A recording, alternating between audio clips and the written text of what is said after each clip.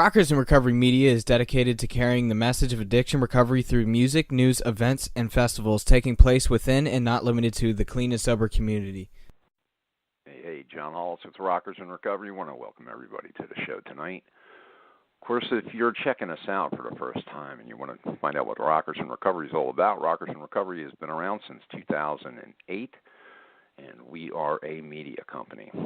We're dedicated to carrying the message of addiction recovery, and we do it through music, news, events, and festivals taking place within and not limited to the clean and sober community. We have rockersinrecovery.com. You can find our live radio stream, our podcasts, our magazine, and upcoming festivals. The next festival that's coming up here real rapidly is the Free Love of Recovery Music Festival.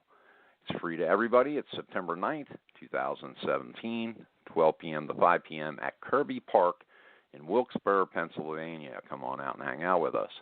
Got some great bands. We have Muddy Shoes and Friends. Muddy's past associations have been Southside Johnny and the Asbury Jukes, along with Billy J. Kramer.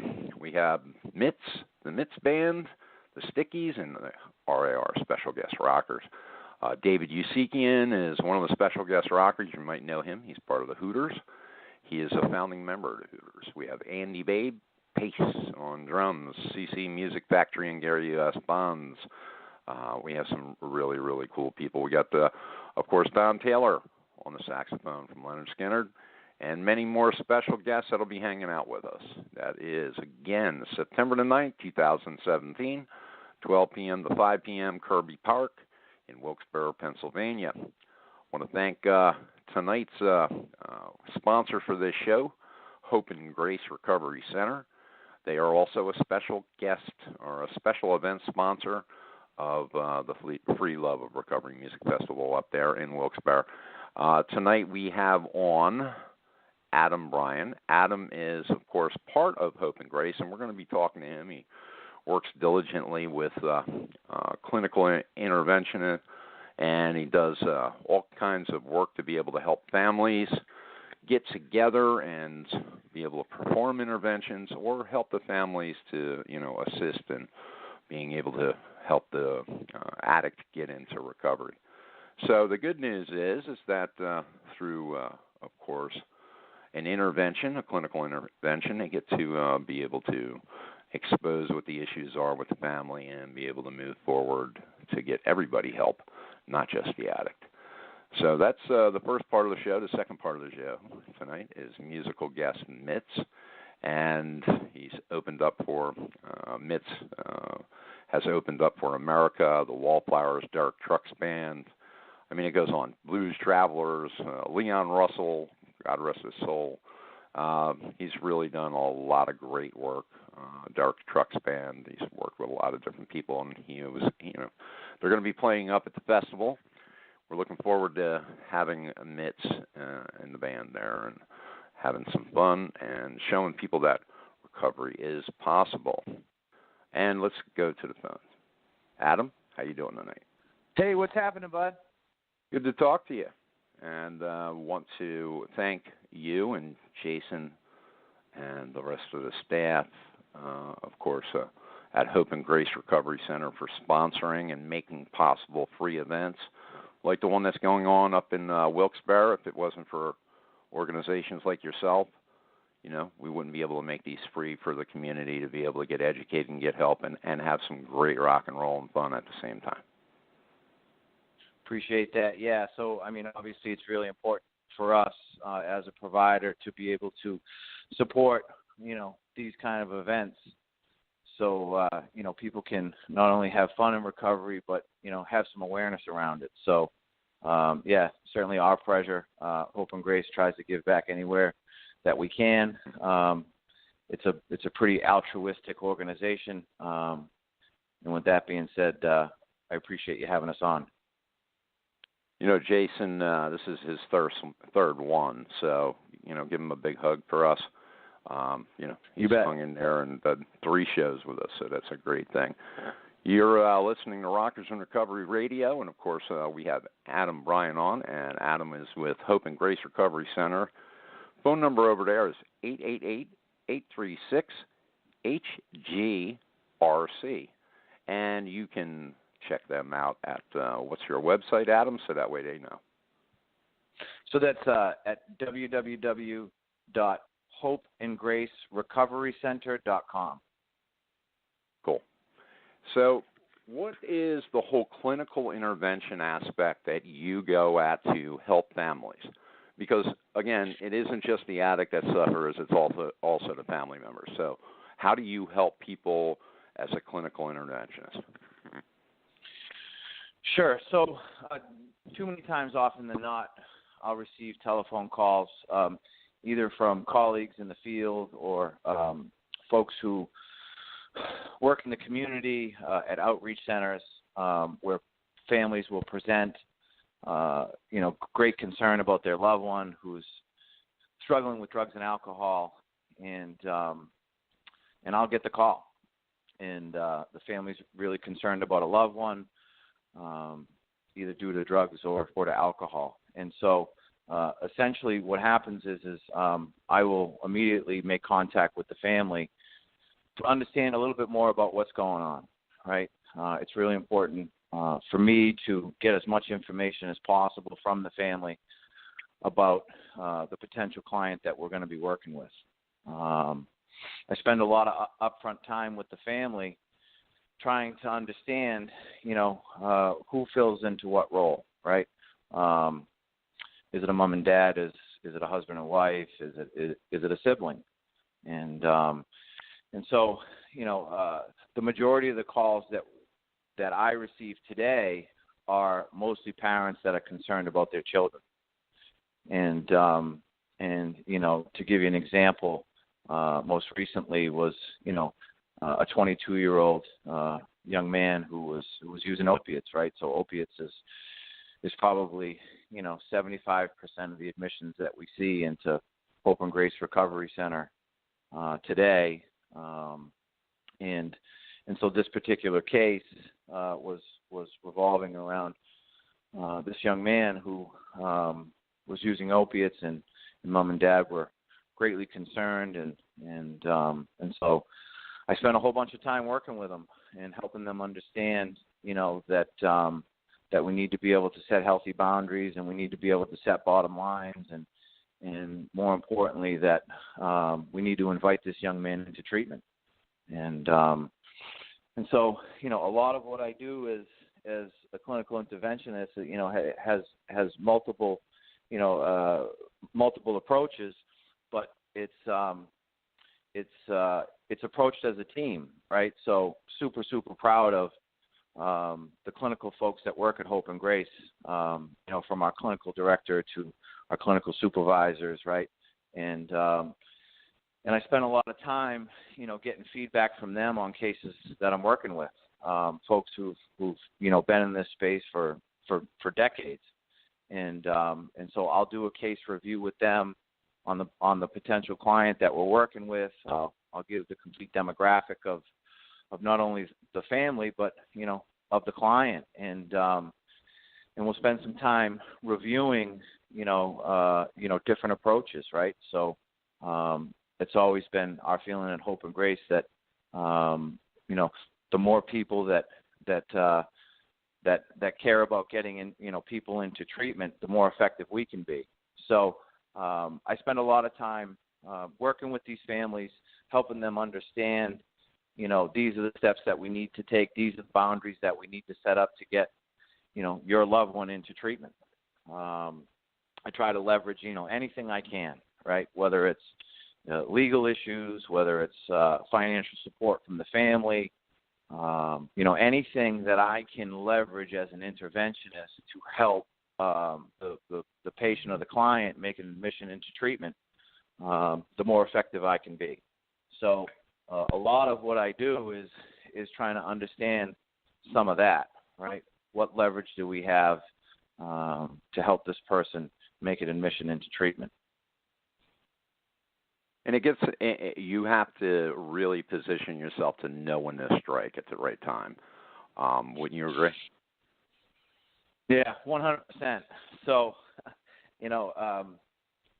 I don't mean to laugh, but, sometimes, the families can be just as sick as, the potential patient that I'm working with. So, getting them in a position to where they're able to set boundaries, right, can be challenging at times. So, so a lot of the work that we do up front is just that, right? I can spend a lot of time working with helicopter parenting. I can spend a lot of time with parents that enable, that identify that there's a problem, but are not willing to do A, B, and C to get their child into treatment. So it can be challenging. And to your point, striking at the right time is paramount, right? It's about being able to, execute and really make sure that the only option left on the table is an admission into treatment. I think that, when you look at the big picture of you get the person committed and ready to go, and they go into detox, and then they spend, 4 or 8 weeks in treatment, then there's the follow-up. And are you part of that all the way through? Are you following up after treatment? What is the process for the aftercare? So, typically, ideally, right, we'd like to work with a patient up to 90 days, right? Hope and Grace has the levels of care that would provide a client to be with us up to 90 days, okay?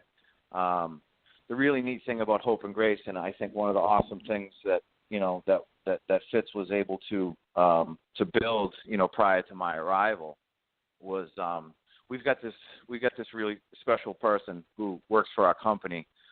His name's Ryan Allen, and Ryan Allen was client number 2, and Ryan Allen heads up our alumni coordination.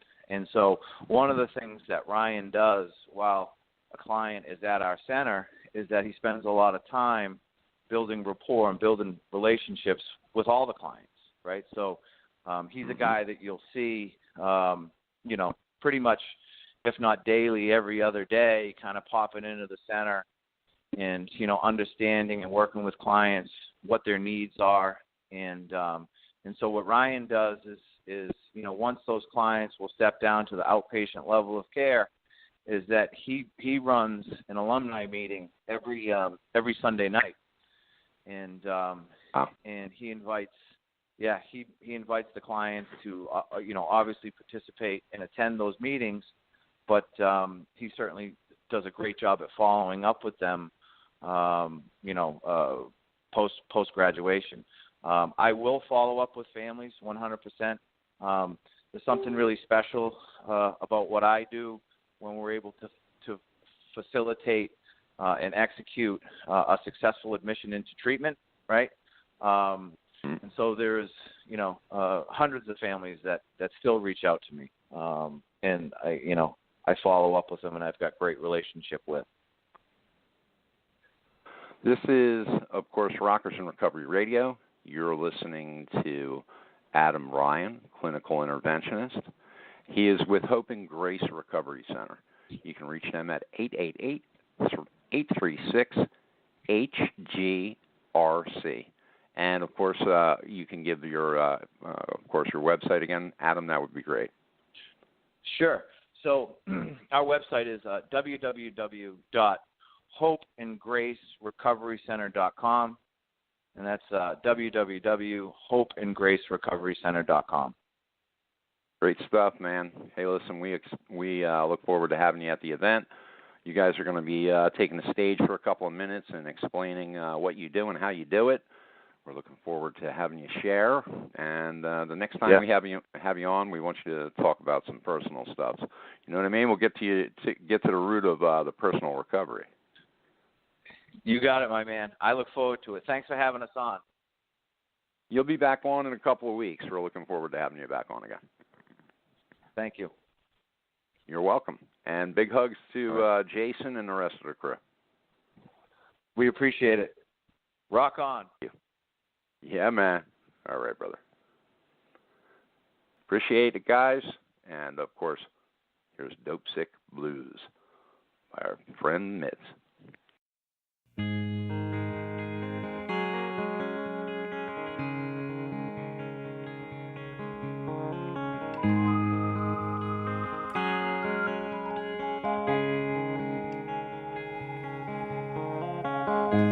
It's 5 a.m. and the sun will be rising soon.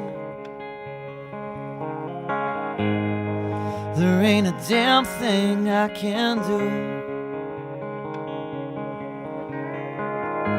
It's cold outside and I feel like I'm ready for the spring, or just to hear the morning sing.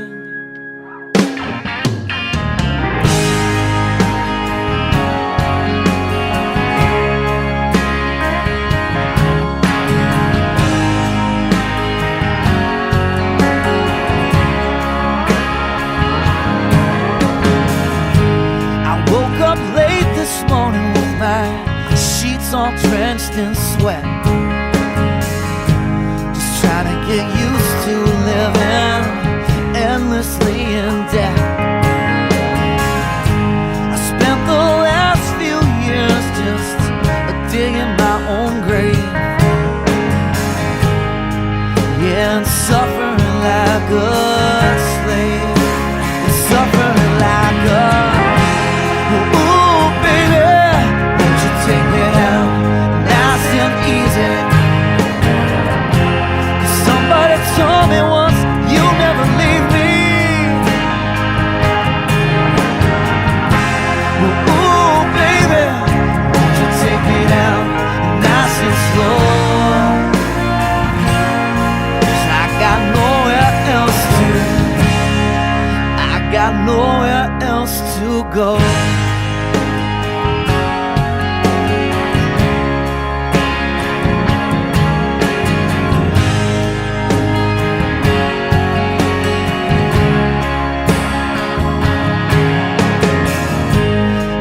These scars on my arms from sticking that needle in a line.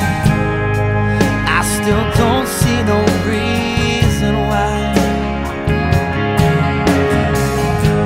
I think it's about that time to check it in again. You can easily see why. You can easily see. Take me down, nice and easy. 'Cause somebody told me once, you'll never leave me. Well, oh, baby, won't you take me down, nice and slow? 'Cause I got nowhere else to. Now all that fire inside just got smeared into the ground. All my dreams brush past me like a stranger in a crowd, and then the voices scream so loud.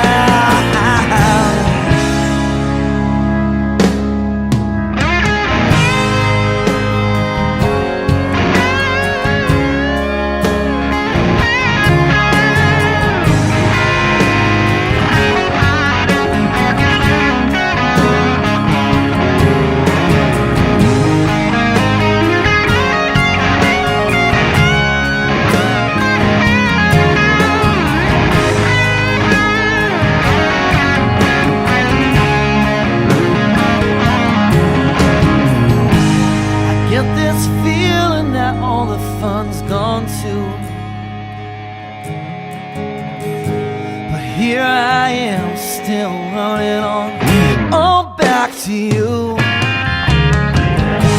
Well, I'm so tired of having these dope sick blues.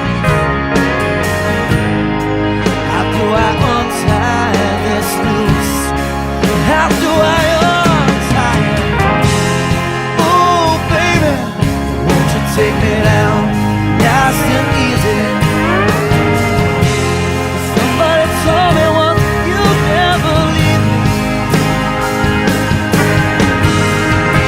Well, ooh, baby, won't you take me down, nice and slow? got nowhere else to, I got nowhere else to go.